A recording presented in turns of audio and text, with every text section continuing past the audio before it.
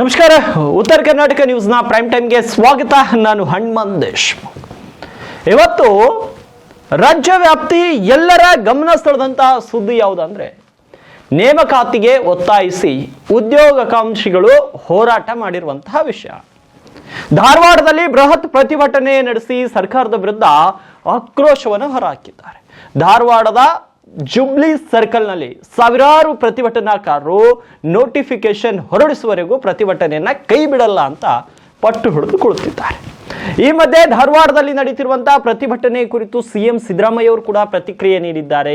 ಈ ಬಗ್ಗೆ ಪತ್ರಿಕಾ ಪ್ರಕಟಣೆ ಹೊರಡಿಸಿರುವ ಸಿಎಂ ಸಿದ್ದರಾಮಯ್ಯ, ಉದ್ಯೋಗಾಕಾಂಕ್ಷಿಗಳ ಆತಂಕ, ಬೇಸರ, ಅನಿಶ್ಚಿತತೆಗೆ ನಾನು ಅರ್ಥ ಮಾಡಿಕೊಂಡಿದ್ದೇನೆ, ಸರ್ಕಾರ ನಿಮ್ಮ ಜೊತೆಯಲ್ಲಿದೆ ಅಂತ ಹೇಳಿದ್ದಾರೆ.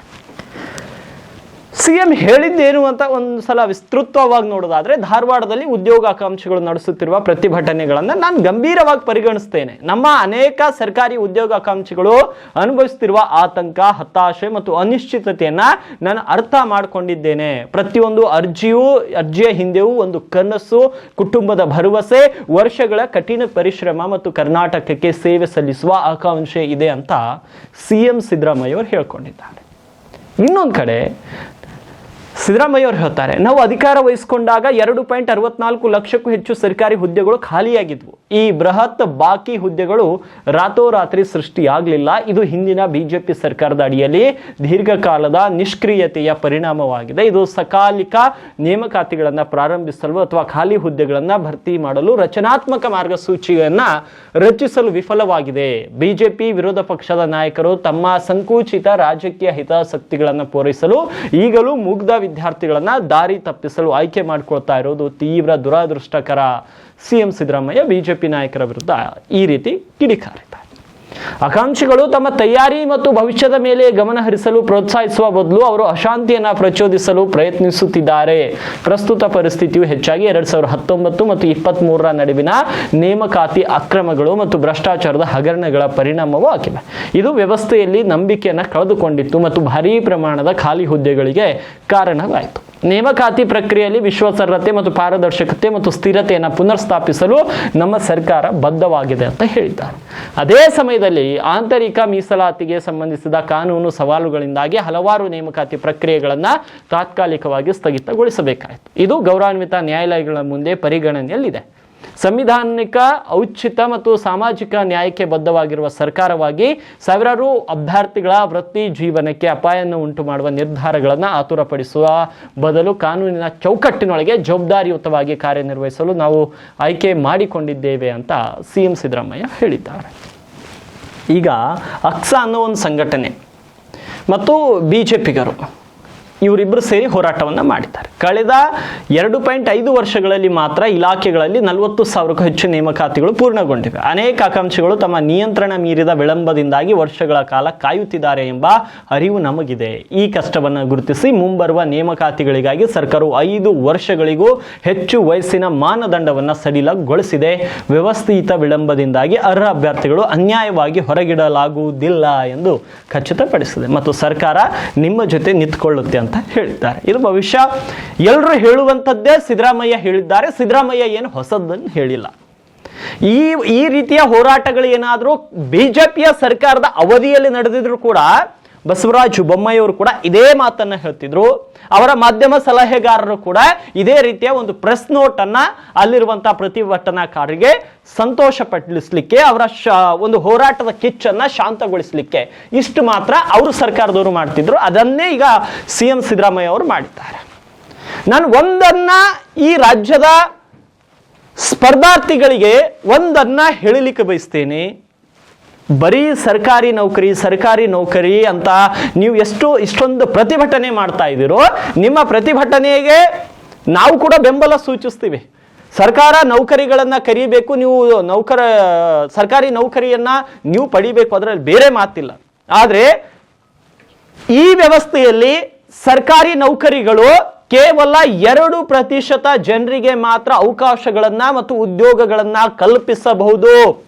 ಇನ್ನುಳಿದಂತಹ 98% ಹುದ್ದೆಗಳು ಖಾಸಗಿ ಹುದ್ದೆಗಳೇ ಆಗಿರುತ್ತವೆ. ಅದಕ್ಕಾಗಿ ನಿಮಗೆ ಸ್ಕಿಲ್ಸ್ ಬೇಕಾಗುತ್ತೆ, ಕಮ್ಯುನಿಕೇಶನ್ ಬೇಕಾಗುತ್ತೆ, ನೀವು ಇಂದಿನ ಯುಗಕ್ಕೆ ಹೊಂದಿಕೊಳ್ಳಬೇಕಾಗುತ್ತೆ. ಆ ಅರ್ಹತೆಗಳನ್ನು ಕೂಡ ಇಂದಿನ ಸ್ಪರ್ಧಾರ್ಥಿಗಳು ಅಳವಡಿಸಿಕೊಳ್ಬೇಕು. ಇಲ್ಲ ಅಂದ್ರೆ ನಿರುದ್ಯೋಗದ ಸಮಸ್ಯೆ ಖಂಡಿತವಾಗಿಯೂ ಇಂದಿನ ಯುವ ಪೀಳಿಗೆಗೆ ಕಾಡುತ್ತೆ. ಅದನ್ನ ನಿರುದ್ಯೋಗದಿಂದ ಹೊರಬರಬೇಕಾದ್ರೆ ನೀವು ಸ್ಕಿಲ್ ಡೆವಲಪ್ಮೆಂಟ್ ಮೇಲೆ ಕೆಲಸ ಮಾಡಿ, ಕಮ್ಯುನಿಕೇಶನ್ ಮೇಲೆ ಕೆಲಸ ಮಾಡಿ, ಇಂದಿನ ಡಿಜಿಟಲ್ ಯುಗಕ್ಕೆ ಹೊಂದಿಕೊಳ್ಳುವಂತ ಯಾವುದಾದ್ರೂ ಕೌಶಲ್ಯಗಳನ್ನು ಕಲಿತಾಗ ಮಾತ್ರ ನೀವು ನಿಮ್ಮ ಜೀವನದಲ್ಲಿ ಯಶಸ್ವಿ ಆಗಬಹುದು. ಇಲ್ಲ ಅಂದ್ರೆ ಸರ್ಕಾರಿ ನೌಕರಿ ಇಲ್ಲ ನಿರುದ್ಯೋಗ, ಈ ಎರಡೇ ನಿಮ್ಮ ಆಯ್ಕೆಗಳಾಗಿರುತ್ತೆ. ಇನ್ನೊಂದು, ಸರ್ಕಾರಕ್ಕೆ ಏನು ಮನವಿ ಮಾಡಬೇಕು ಅಂದ್ರೆ, ನೋಡಿ, ಸರ್ಕಾರ ಇವತ್ತು ಕಾಂಗ್ರೆಸ್ನವರು ಅಧಿಕಾರದಲ್ಲಿದ್ದಾರೆ ಎನ್ನುವ ಒಂದೇ ಒಂದು ಕಾರಣಕ್ಕೆ ಬಿಜೆಪಿಯವರು ಈ ಒಂದು ವಿದ್ಯಾರ್ಥಿಗಳಿಗೆ ನಾವು ನಿಮ್ ಜೊತೆ ಇದೇವಿ, ಹೋರಾಟ ಮಾಡಿ ಅಂತ ಇದೇ ಬಿಜೆಪಿಗರು ಪ್ರತಿಭಟನಾಕಾರರ ಜೊತೆ ನಿಂತ್ಕೊಂಡಿದ್ದಾರೆ. ಒಂದು ವೇಳೆ ಇದೇ ಬಿಜೆಪಿ ಸರ್ಕಾರ ರಾಜ್ಯದಲ್ಲಿ ಅಧಿಕಾರದಲ್ಲಿದ್ರೆ ಇದೇ ಕಾಂಗ್ರೆಸ್ನ ನಾಯಕರು ಇದೇ ವಿದ್ಯಾರ್ಥಿಗಳ ಜೊತೆ ನಿಂತ್ಕೋತಾ ಇದ್ರು. ಅಂದ್ರೆ ಮೋರಲ್ ಆಫ್ ದಿ ಸ್ಟೋರಿ ಏನಂದ್ರೆ, ವಿರೋಧ ಮಾಡಲಿಕ್ಕೆ ವಿಷಯಗಳು ಏನು ಇಲ್ಲದಾದಾಗ ಇನ್ನೊಂದಿಷ್ಟು ವಿದ್ಯಾರ್ಥಿಗಳನ್ನ ಪ್ರಚೋದನೆ ಕೊಟ್ಟು ಸರ್ಕಾರದ ವಿರುದ್ಧ ಹೋರಾಟ ಮಾಡೋದು. ಈಗ ಬಿಜೆಪಿಗರು ಏನು ಈ ವಿದ್ಯಾರ್ಥಿಗಳ ಪರವಾಗಿ ನಿಂತ್ಕೊಂಡು ಇಷ್ಟೊಂದು ಬೊಬ್ಬೆ ಹೊಡಿತಿದ್ದೀರಲ್ಲ, ನಿಮ್ಮ ಸರ್ಕಾರದಲ್ಲಿ ನೀವೇನು ಗೆಣಸ್ಕಿತ್ತಿದ್ದೀರಾ? ಅವಾಗ ನಿಮ್ಮ ಸರ್ಕಾರದಲ್ಲಿ ನೀವೇನು ಗುಡ್ಡವನ್ನ ಕಿತ್ತು ಹಾಕಿದ್ರ? ಏನ್ ಮಾಡಿದಿರಿ ನೀವು? ಅವಾಗ ನೀವೆಲ್ಲ ಸರಿಯಾಗಿ ನೇಮಕಾತಿ ಮಾಡ್ಕೊಂಡಿದ್ರೆ ಇಷ್ಟೊಂದು ಪಶ್ಚಾತ್ತಾಪ ಇಂದಿನ ವಿದ್ಯಾರ್ಥಿಗಳು ಪಡ್ತಾ ಇರಲಿಲ್ಲ. ಕರೋನಾ ಬಂತು, ಒಳ ಮೀಸಲಾತಿ ಅಂತೆ, ಅದು ಅಂತೆ, ಇದು ಅಂತೆ, ಎಲ್ಲವನ್ನ 4 ವರ್ಷ ರಿಕ್ರೂಟ್ಮೆಂಟ್ಗಳೇ ಇಲ್ಲ. ವಿದ್ಯಾರ್ಥಿಗಳು ಬದುಕೋದು ಹೆಂಗೆ? ಈ ಕಾಂಗ್ರೆಸ್ನವರು ಅಧಿಕಾರದಲ್ಲಿದ್ದಾರೆ ಅನ್ನೋ ಒಂದು ಕಾರಣಕ್ಕೆ ಬಿಜೆಪಿಯವರು ಅವರ ವಿರುದ್ಧವಾಗಿ ಮಾತನಾಡ್ತಾರೆ. ಬಿಜೆಪಿಯವರು ಅಧಿಕಾರಕ್ಕೆ ಬಂದ್ರೆ ಕಾಂಗ್ರೆಸ್ನವರು ಹೋರಾಟ ಮಾಡ್ತಾರೆ. ಹಾಗಾದ್ರೆ ನಿಜವಾಗಿಯೂ ಈ ರಾಜ್ಯದ ವಿದ್ಯಾರ್ಥಿಗಳಿಗೆ ಸರ್ಕಾರಿ ನೌಕರಿಯನ್ನ ಕೊಡಬೇಕಾದವ್ರು ಯಾರು? ಇನ್ನೊಂದು 2 ವರ್ಷ ಇದೆ ನಿಮ್ಮ ಸರ್ಕಾರ. 2 ವರ್ಷದಲ್ಲಿ ಹೆಂಗೋ ಮುಗಿಸ್ಬಿಡ್ತೀರಿ. ಭವಿಷ್ಯ ಸರ್ಕಾರ ಚೇಂಜ್ ಆದ್ರೆ ನೀವೇ ಹೋರಾಟಕ್ಕೆ ಬರ್ತೀರಿ, ಇಲ್ಲ ನೀವೇ ಇದ್ರೆ ಮತ್ತೆ ಬಿಜೆಪಿಯವರು ಹೋರಾಟ ಮಾಡ್ತಾರೆ. ಅಂದ್ರೆ ನಿಮಗ್ ಬೇಕಾಗಿರೋದು ಏನಾದ್ರೂ ಪ್ರೊಟೆಸ್ಟ್ ಮಾಡ್ಲಿಕ್ಕೆ ವಿಷಯ. ಅದನ್ನ ಬಿಟ್ಟು ಈ ವಿದ್ಯಾರ್ಥಿಗಳ ಬದುಕನ್ನ ಬದಲಿಸುವಂತ ಯಾವುದೇ ಉದ್ದೇಶ ಬಿಜೆಪಿ ಕಾಂಗ್ರೆಸ್ನವ್ರಿಗೆ ಇಲ್ಲ. ಇದನ್ನ ಸ್ಪಷ್ಟಪಡಿಸ್ತೀನಿ ನಾನು. ಇನ್ನೊಂದು, ಈಗ ಬಿಜೆಪಿಯ ನಾಯಕರು ಅಕ್ಸಾ ಸಂಘಟನೆಯ ಜೊತೆ ಸೇರಿಕೊಂಡು ಹೋರಾಟವನ್ನ ಮಾಡ್ತಿದ್ದಾರೆ. ಹೋರಾಟ ಸ್ವಾಗತಾರ್ಹ. ನನ್ನ ಸ್ಪರ್ಧಾರ್ಥಿ ಮಿತ್ರರಿಗೂ ನೌಕರಿ ಸಿಗಬೇಕು, ಅದು ಕೂಡ ನನ್ನ ಬಯಕೆ. ಆದ್ರೆ ಇದೇ ಬಿಜೆಪಿಯ ನಾಯಕರು, ಕೇಂದ್ರ ಸರ್ಕಾರದವರು ಕಳೆದ 5 ವರ್ಷದಲ್ಲಿ ಎಷ್ಟು ಜನರಿಗೆ ಉದ್ಯೋಗವನ್ನ ಕೊಟ್ಟಿದ್ದಾರೆ? ಒಂದ್ಸಲವಾದ್ರೂ ಕೇಂದ್ರದ ವಿರುದ್ಧ ಪ್ರತಿಭಟನೆ ಮಾಡಿ. ಯಾಕಂದ್ರೆ ನೀವು ವಿದ್ಯಾರ್ಥಿಗಳ ಪರವಾಗಿದ್ದೀವಿ ಅಂತ ಇವತ್ತು ರಾಜ್ಯ ವ್ಯಾಪ್ತಿ ಎಲ್ಲರ ಹತ್ರ ತೋರಿಸ್ಕೋತಾ ಇದ್ದೀರಲ್ಲ, ಇದೇ ಧೈರ್ಯವನ್ನ ನಿಮ್ಮ ಕೇಂದ್ರ ಸರ್ಕಾರದ ವಿರುದ್ಧವೂ ಕೂಡ ಹೋರಾಟ ಮಾಡಿ ಈ ವಿದ್ಯಾರ್ಥಿಗಳಿಗೆ ಕೇಂದ್ರದ ಸರ್ಕಾರ ಕರೆಯುವಂತಹ ರಿಕ್ರೂಟ್ಮೆಂಟ್ಗಳಲ್ಲಿ ನಮ್ಮವರಿಗೆ ಅವಕಾಶ ಕಲ್ಪಿಸಬೇಕು, ನಮ್ಮವರಿಗೆ ಉದ್ಯೋಗಗಳು ಸರಿಯಾಗಿ ಸಿಗ್ಬೇಕು ಅಂತ ಕೇಂದ್ರದವರಿಗೆ ಹೇಳಿ. ಸರ್, ಉದ್ಯೋಗಗಳನ್ನ ಭರ್ತಿ ಮಾಡ್ಕೊಳ್ಳಿ ಅಂತ ರಾಜ್ಯದ ಬಿಜೆಪಿಯ ನಾಯಕರು ಕೇಂದ್ರದ ವಿರುದ್ಧ ಹೋರಾಟ ಮಾಡಿ. ಅವಾಗ ನಾವು ಒಪ್ತೀವಿ, ಇಲ್ಲ ಇವ್ರಿಗೆ ವಿದ್ಯಾರ್ಥಿಗಳ ಬಗ್ಗೆ ನಿಜಕ್ಕೂ ಕಾಳಜಿ ಇದೆ ಅಂತ. ಅವಾಗಿಲ್ಲ. ಇದೇ ಕಾಂಗ್ರೆಸ್ನ ನಾಯಕರು ಈಗ ಸರ್ಕಾರ ಇದೆ ಅಂತ ಸುಮ್ಮನಿದ್ದಾರೆ. ಇದೇ ಕಾಂಗ್ರೆಸ್ನ ನಾಯಕರು ಏನ್ ಮಾಡ್ತಾರೆ? ಮೋದಿ ಅವರು ಕಳೆದ 5 ವರ್ಷದಲ್ಲಿ ಎಷ್ಟು ಉದ್ಯೋಗಗಳನ್ನ ಭರ್ತಿ ಮಾಡ್ಕೊಂಡ್ರು? ವರ್ಷಕ್ಕೆ 2 ಕೋಟಿ ಉದ್ಯೋಗಗಳನ್ನ ಸೃಷ್ಟಿಸುತ್ತೇವೆ ಅಂತ ಹೇಳುವ ನರೇಂದ್ರ ಮೋದಿ ಎಷ್ಟು ಜನರಿಗೆ ಉದ್ಯೋಗ ಕೊಟ್ಟಿದ್ದಾರೆ ಅಂತ ಇದೇ ರಾಜ್ಯದ ಕಾಂಗ್ರೆಸ್ ನಾಯಕರು ಮೈಕ್ ಸಿಕ್ತಂದ್ರೆ ಭಾಷಣ ಮಾಡ್ತಾರೆ. ಈಗ ಹಾಗಾದ್ರೆ ಇದೇ ಕಾಂಗ್ರೆಸ್ ನಾಯಕರಿಗೆ ನಾನು ಪ್ರಶ್ನೆ ಮಾಡ್ತಾ ಇದ್ದೀನಿ, ರಾಜ್ಯದಲ್ಲಿರುವಂತ ನಿಮ್ಮ ಸಿದ್ದರಾಮಯ್ಯನವರ ನೇತೃತ್ವದ ಕಾಂಗ್ರೆಸ್ ಸರ್ಕಾರ ನೀವು ಅಧಿಕಾರಕ್ಕೆ ಬಂದಾಗಿನಿಂದ ಎಷ್ಟು ಹುದ್ದೆಗಳನ್ನ ಭರ್ತಿ ಮಾಡಿದ್ದೀರಿ? ಇದೇ ಬಿಜೆಪಿ ನಾಯಕರಿಗೆ ಕೇಳ್ತಾ ಇದ್ದೀನಿ, ನಿಮ್ಮ ಕೇಂದ್ರದ ನರೇಂದ್ರ ಮೋದಿ ನೇತೃತ್ವದ ಬಿಜೆಪಿ ಸರ್ಕಾರ ಕಳೆದ 5 ವರ್ಷಗಳಲ್ಲಿ ಎಷ್ಟು ಜನರಿಗೆ, ಎಷ್ಟು ಸ್ಪರ್ಧಾರ್ಥಿಗಳಿಗೆ ಉದ್ಯೋಗವನ್ನ ಕೊಟ್ಟಿದೆ? ಇಬ್ರು ಇವ್ರ ಮೇಲೆ ಬಂದಾಗ ಅವ್ರು ಆರೋಪ ಮಾಡೋದು, ಅವ್ರ ಮೇಲೆ ಬಂದಾಗ ಇವ್ರು ಆರೋಪ ಮಾಡೋದು. ಆದ್ರೆ ವಿದ್ಯಾರ್ಥಿಗಳ ಪರವಾಗಿ ಇವರಿಗೆ ಕಿಂಚಂತೂ ಕಾಳಜಿ ಇಲ್ಲ. ಚುನಾವಣೆಯಲ್ಲಿ ಮಾತ್ರ ಹೇಳ್ತಾರೆ, ನಾವು 10,000 ರಿಕ್ರೂಟ್ಮೆಂಟ್ ತಿಂಗಳಿಗೆ ಮಾಡ್ತೀವಿ, ವರ್ಷಕ್ಕೆ 2 ಕೋಟಿ ಉದ್ಯೋಗ ಕೊಡ್ತೀವಿ, ವರ್ಷಕ್ಕೆ 4 ಲಕ್ಷ ಉದ್ಯೋಗ ಕೊಡ್ತೀವಿ. ಇವೆಲ್ಲವೂ ಬರೀ ಚುನಾವಣಾ ಭಾಷಣಗಳು ಹೊರತು ರಿಯಾಲಿಟಿಯಲ್ಲಿ ಎರಡೂ ಪಕ್ಷಗಳು ಈ ವಿದ್ಯಾರ್ಥಿಗಳ ಪರವಾಗಿಲ್ಲ. ಬರೀ ಅವರ ರಾಜಕೀಯ ಬೇಳೆಯನ್ನ ಬೇಯಿಸ್ಕೊಳ್ಳಿಕ್ಕೆ ಇಂತಹ ಪ್ರತಿಭಟನೆಗಳಲ್ಲಿ ಭಾಗಿಯಾಗಿ ಹೋರಾಟದ ದಿಕ್ಕನ್ನ ತಪ್ಪಿಸ್ತಾ ಇದ್ದಾರೆ. ಇವ್ರ ಬಗ್ಗೆ ಅಲ್ಲಿರುವಂತಹ ಪ್ರತಿಭಟನಾಕಾರರು ಎಚ್ಚರಿಕೆಯನ್ನು ವಹಿಸಬೇಕು. ಕಾಂಗ್ರೆಸ್ ಬಿಜೆಪಿ ಅವರಿಗೆ ನೀವು ಉದ್ಧಾರ ಆಗೋದು ಬೇಕೇ ಆಗಿಲ್ಲ. ನೀವು ಉದ್ಧಾರ ಆಗೋದು ಬೇಕೇ ಆಗಿಲ್ಲ, ನೀವು ಅವರ ಪ್ರತಿಭಟನೆಗಳಿಗೆ ಫುಡ್ ಆಗ್ತಾ ಇದ್ದೀರಾ. ಇದು ಯಾವ ಪಕ್ಷ ಅಧಿಕಾರದಲ್ಲಿದ್ರೂ ವಿರೋಧ ಪಕ್ಷ ಮಾಡೋದಿಷ್ಟೇ. ನಾನು ಇವ್ರನ್ನ ಯಾರನ್ನ ದ್ವೇಷಿಸ್ತಿಲ್ಲ, ಎಲ್ಲರೂ ಅವರೇ. ನೀವು ನೋಡಿ, ಎಲ್ಲರೂ ಅವರೇ. ಇವತ್ತು ನೀವೇನು ಅವ್ರ ವಿರುದ್ಧ ಪ್ರತಿಭಟನೆ ಅಂತ, ಇದೇ ಬಿಜೆಪಿ ನಾಯಕರು ಕೇಂದ್ರದ ವಿರುದ್ಧ ಹೋಗಿ ಪ್ರತಿಭಟನೆ ಮಾಡೋ ದಮ್ಮು ತಾಕತ್ತು ಇದೇ ಬಿಜೆಪಿ ನಾಯಕರಿಗಿಲ್ಲ. ಇದೇ ಕಾಂಗ್ರೆಸ್ ನಾಯಕರು ನಿಮ್ಮ ಕ್ಷೇತ್ರದ ಶಾಸಕರಿಗೆ ಹೇಳಿ, ಕಾಂಗ್ರೆಸ್ ಎಲ್ಲೆಲ್ಲಿ MLAಗಳಿದ್ದಾರೆ ಅವ್ರಿಗೆ ಹೇಳಿ, ಸರ್ ಸಿದ್ದರಾಮಯ್ಯ ನಮಗೆ ರಿಕ್ರೂಟ್ಮೆಂಟ್ ಮಾಡ್ತಾ ಇಲ್ಲ, ಸಿದ್ದರಾಮಯ್ಯ ಸರ್ಕಾರದಲ್ಲಿ ನಮಗೆ ನೇಮಕಾತಿ ನಡೀತಾ ಇಲ್ಲ ಅಂತ ಇದೇ ಕಾಂಗ್ರೆಸ್ ನಾಯಕರಿಗೆ ಹೇಳಿ. ಒಬ್ಬನಾದ್ರೂ MLA ಬಾಯಿ ಬಿಚ್ಚಿ ಸಿದ್ದರಾಮಯ್ಯ ಸರ್ಕಾರ ರಿಕ್ರೂಟ್ಮೆಂಟ್ ಮಾಡ್ತಾ ಇಲ್ಲ ಅಂತ ಒಬ್ಬ MLA ಕೂಡ ಕಾಂಗ್ರೆಸ್ನ ಸರ್ಕಾರದ ವಿರುದ್ಧ ಕಾಂಗ್ರೆಸ್ನ ಒಬ್ಬ ಶಾಸಕ ಮಾತಾಡಲ್ಲ. ಬರೀ ಇಲ್ಲಿರುವಂತಹ ಶಾಸಕರು ಕೇಂದ್ರದ ವಿರುದ್ಧ ಮಾತಾಡ್ತಾರೆ, ಇಲ್ಲಿರುವ ಕಾಂಗ್ರೆಸ್ ನಾಯಕರು ಕೇಂದ್ರದ ವಿರುದ್ಧ ಮಾತಾಡ್ತಾರೆ, ಇಲ್ಲಿರುವ ವಿರೋಧ ಪಕ್ಷದಲ್ಲಿರುವಂತಹ ಬಿಜೆಪಿ ನಾಯಕರು ಸಿದ್ದರಾಮಯ್ಯ ವಿರುದ್ಧ ಮಾತಾಡ್ತಾರೆ. ಅದನ್ನು ಬಿಟ್ಟರೆ ಇವರಿಬ್ರು ಕೂಡ ನಿಮಗೆ ಉದ್ಯೋಗ ಕೊಡಿಸ್ಬೇಕು, ನಿಮ್ಮ ಭವಿಷ್ಯ ಒಳಿತನ ಮಾಡ್ಬೇಕು ಅನ್ನೋದು ಇವರಿಬ್ಬರಿಗೂ ಕಿಂಚಂತೂ ಕಾಳಜಿ ಇಲ್ಲ. ಅದಕ್ಕಾಗಿ ನಾನು ಹೇಳ್ತಾ ಇದ್ದೀನಿ, ನಿಮ್ಮ ಹೋರಾಟ ನೀವು ಮುಂದುವರಿಸಿ, ನಾವು ಅಲ್ಲ ಗೆಳಿತಾ ಇಲ್ಲ. ನಿಮ್ಮ ಪ್ರತಿಫಲಕ್ಕೆ ನಿಮ್ಮ ಹೋರಾಟ, ನಿಮ್ಮ ಪರಿಶ್ರಮಕ್ಕೆ ಪ್ರತಿಫಲ ಸಿಗಲಿ ನಾವು ಕೂಡ ಬಯಸ್ತೀವಿ. ಆದ್ರೆ ಸರ್ಕಾರಿ ನೌಕರಿಯ ಸರ್ವಸ್ವ ಅನ್ನೋದನ್ನ ಈಗಲಾದ್ರೂ ಮರ್ತು ಬಿಡಿ. ಕೆಲವೊಂದು ಯುವಕರು ಹೇಳ್ತಾ ಇದ್ರು ಇದನ್ನ ನೇಪಾಳ ಮಾಡ್ತೀವಿ, ಅದನ್ನ ಭಾರತವಾಗಿಯೇ ಉಳಿಯುತ್ತೆ. ಭಾರತವನ್ನ ಯಾರು ಕೂಡ ನೇಪಾಳ ಮಾಡ್ಲಿಕ್ಕೆ ಸಾಧ್ಯವಿಲ್ಲ.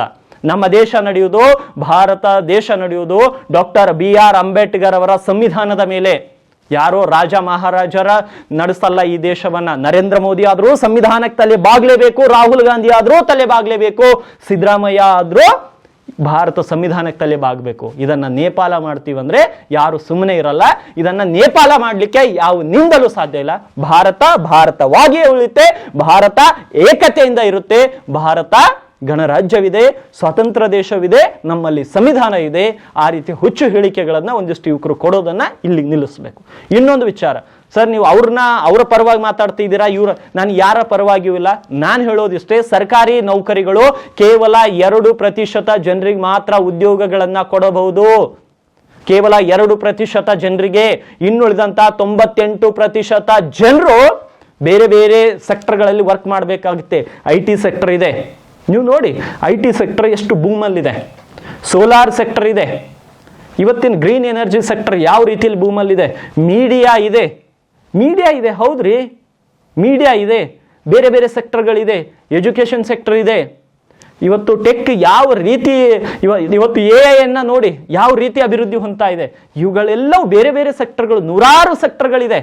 ಕೇವಲ ಸರ್ಕಾರಿ ನೌಕರಿ ಮಾತ್ರ ನಮಗೆ ಅನ್ನ ಕೊಡುತ್ತೆ, ಸರ್ಕಾರಿ ನೌಕರಿ ಮಾತ್ರ ನೆಮ್ಮದಿ ಕೊಡುತ್ತೆ ಅಂದ್ರೆ ಅದು ನಿಮ್ಮ ಊಹೆ ಅಷ್ಟೇ. ಕೆಲವೊಂದಿಷ್ಟು ಕೋಚಿಂಗ್ ಸೆಂಟರ್ಗಳು ನಿಮ್ಮನ್ನ ಸರ್ಕಾರಿ ನೌಕರಿ ಅಂತ ಬ್ರೇನ್ ವಾಶ್ ಮಾಡ್ತಾ ಇದ್ದಾರೆ. ಅದರಲ್ಲಿಯೂ ಕೂಡ ಅಂತಹ ಟ್ರ್ಯಾಪ್ ಅಲ್ಲಿ ಕೂಡ ವಿದ್ಯಾರ್ಥಿಗಳು ಸಿಲ್ಕಾಕೊಳ್ಬಾರ್ದು. ನೀವು ಕಷ್ಟಪಡಿ ಓದಿ ಸರ್ಕಾರಿ ನೌಕರಿ ಸಿಕ್ಕರೆ ಒಳ್ಳೇದು, ಇಲ್ಲ ಅಂದ್ರೆ ಮತ್ತೆ ಇನ್ನೊಂದು ಸೆಕ್ಟರ್ಗೆ ಹೋಗಿ. ಆದ್ರೆ ಅದನ್ನೇ ಸರ್ವಸ್ವ, ಅಲ್ಲಿಂದಲೇ ಜೀವನ ಕಟ್ಕೋತೀವಿ ಅಂದ್ರೆ ಎಲ್ಲರೂ ಕೂಡ ಯಶಸ್ವಿ ಆಗ್ಲಿಕ್ಕೆ ಸಾಧ್ಯ ಇಲ್ಲ. ಬರೀ ಬೆರಳೆಣಿಕೆಯಷ್ಟು ಜನರು ಮಾತ್ರ ಅಲ್ಲಿ ಯಶಸ್ವಿ ಆಗ್ಬಹುದು, ಅವರು ಜೀವನವನ್ನ ಸುಧಾರಿಸ್ಕೊಳ್ಬಹುದು. ಆದ್ರೆ ಖಾಸಗಿ ವಲಯವು ಕೂಡ ಬಹಳಷ್ಟು ದೊಡ್ಡದಿದೆ. ಇಲ್ಲಿಯೂ ಕೂಡ ಉದ್ಯೋಗಕ್ಕಾಗಿ ಅನೇಕ ದೊಡ್ಡ ದೊಡ್ಡ ಕಂಪನಿಗಳಿದೆ. ಅಲ್ಲಿ ಎಷ್ಟು ಸ್ಯಾಲರಿ ಇರುತ್ತೋ ಇಲ್ಲಿಯೂ ಕೂಡ ನಿಯತ್ತಿನಿಂದ ದುಡಿದ್ರೆ ಅದಕ್ಕಿಂತ ದೊಡ್ಡ ಸ್ಯಾಲರಿ ಇದೆ. ಅಗ್ರಿಕಲ್ಚರ್ ಸೆಕ್ಟರ್ ಇದೆ, ಎಲ್ಲವೂ ಇದೆ. ಬರೀ ಸರ್ಕಾರಿ ನೌಕರಿನೇ ಸರ್ವಸ್ವ ಅಲ್ಲ ಅನ್ನೋದನ್ನ ಈ ರಾಜ್ಯದ ಯುವಕರು ಕೂಡ ಅರ್ಥ ಮಾಡ್ಕೊಳ್ಬೇಕು. ಹಾಗಂತ ನಿಮ್ಮ ಹೋರಾಟವನ್ನ ತಪ್ಪು ದಾರಿಗೆಳೆಯುವಂತ ಉದ್ದೇಶ ಖಂಡಿತವಾಗಿಯೂ ನನಗಿಲ್ಲ. ನೀವು ಹೋರಾಟ ಏನ್ ಮಾಡ್ತಾ ಇದ್ದೀರಿ, ಸರ್ಕಾರ ರಿಕ್ರೂಟ್ಮೆಂಟ್ ಮಾಡ್ತಾ ಇಲ್ಲ, ಅದು ನಾವು ಕೂಡ ಒಪ್ಕೋತೀವಿ. ಸರ್ಕಾರ ರಿಕ್ರೂಟ್ಮೆಂಟ್ ಮಾಡಬೇಕು, ವಿದ್ಯಾರ್ಥಿಗಳಿಗೆ ನ್ಯಾಯ ಕೊಡಿಸಬೇಕು. ಅದರ ಜೊತೆಗೆ ಈ ರಾಜ್ಯದ ವಿದ್ಯಾರ್ಥಿಗಳು ಕೌಶಲ್ಯ ಆಧಾರಿತವಾದಂತಹ ಕಲೆಗಳನ್ನ ಕಲಿತ್ಕೋಬೇಕು. ಆವಾಗ ಖಾಸಗಿ ವಲಯದಲ್ಲಿ ಕೂಡ ಒಳ್ಳೆಯ ಉದ್ಯೋಗ ಅವಕಾಶಗಳು ಸಿಗುತ್ತೆ. ಮುಂದಿನ ಸುದ್ದಿ.